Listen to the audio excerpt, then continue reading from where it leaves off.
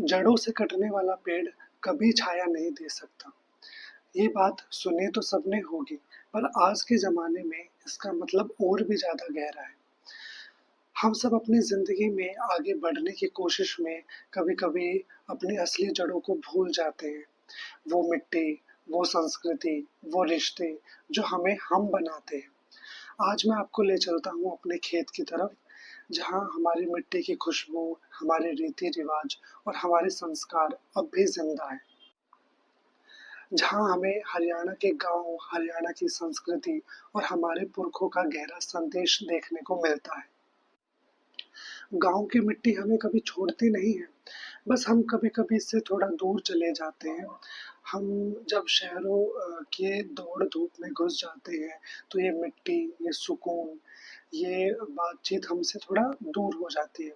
पर याद रखने की बात ये है कि हम जितना भी इससे दूर चले जाएँ, हमारी जो जड़ें हैं, हमारी जो मिट्टी है, हमारी जो संस्कृति है, हमें कभी इसे भूलने नहीं देती। हरियाणा के गाँव में आज भी रीति-रिवाज का उतना ही ज़्यादा महत्व है, जितना पुराने ज़माने में था।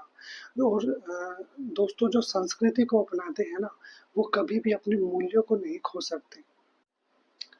गाँव की ज़िंदगी में सिंपलिसिटी तो है, पर इस सिंपलिसिटी के अंदर एक बहुत ही गहरा धन है, संतोष का धन। तो आज हमें यहाँ आकर कि सिर्फ एक सुकून नहीं मिलता है, बल्कि ये सीख भी मिलती है कि ज़िंदगी की असली खुशी शहरों के ऐशो-आराम में नहीं, बल्कि गाँव की छोटी-छोटी चीज़ों में छुपी है।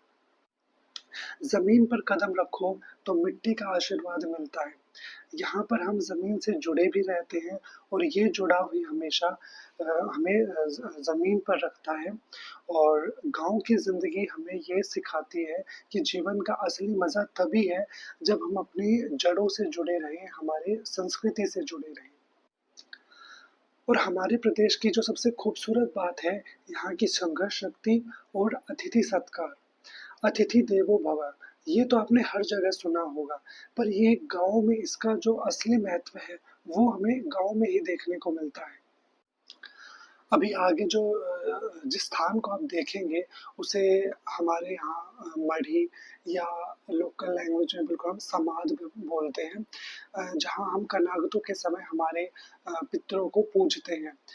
जिनका मतलब असमय जिनकी मृत्यु हो जाती है या जिनका वंश आगे नहीं बढ़ता और जो हमारे ही परिवार के सदस्य होते हैं, तो एक दिन होता है जिस दिन हम उन्हें याद करते हैं, उनका एक तरीके से सम्मान करते हैं, उनके लिए कुछ मतलब हम जो भी हम वहाँ भोजन चढ़ाते हैं, हालाँकि वो कोई जानवर या कोई पक्षी ही खाता है, बट हमारे यहाँ ऐसी मान्यता है कि वो अगर कोई पक्षी या अगर कोई जानवर उस भोजन को ग्रहण करता है, तो वो हमारे जो पूर्वज हैं, जो हम जो हमारे ही परिवार के किसी समय सदस्य थे, वो वो ही उस खाने को ग्रहण कर रहे हैं। इसलिए जब भी मौका मिले वापस अपने गाँव ज़रूर आएँ।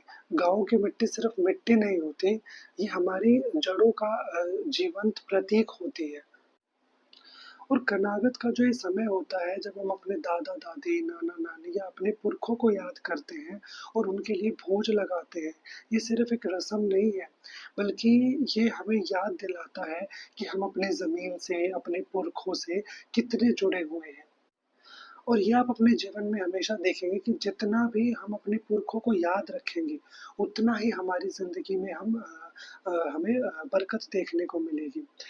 और इस समय में जब हम जितनी शुद्ध भावना से जो भोजन है उसको अर्पित करते हैं और उतना ही हमारे जीवन में जो अच्छाई है और जो सुख है उसका आगमन होता है।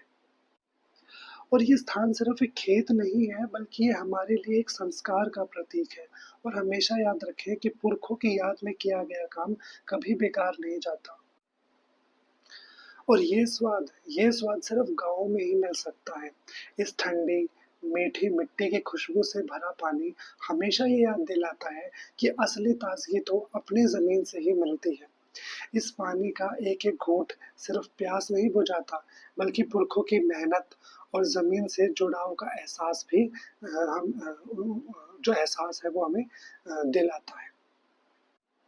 और यही है हमारी असली विरासत। अब लौटते हैं घर की तरफ। और हमेशा याद रखिए ये जो है एक रस्म या सिर्फ़ एक संस्कृति नहीं है, बल्कि एक संदेश है कि हम अपनी जो जड़ें हैं, हमारा जो कल्चर है उससे जुड़े रहें। मिलते हैं नेक्स्ट वीडियो में।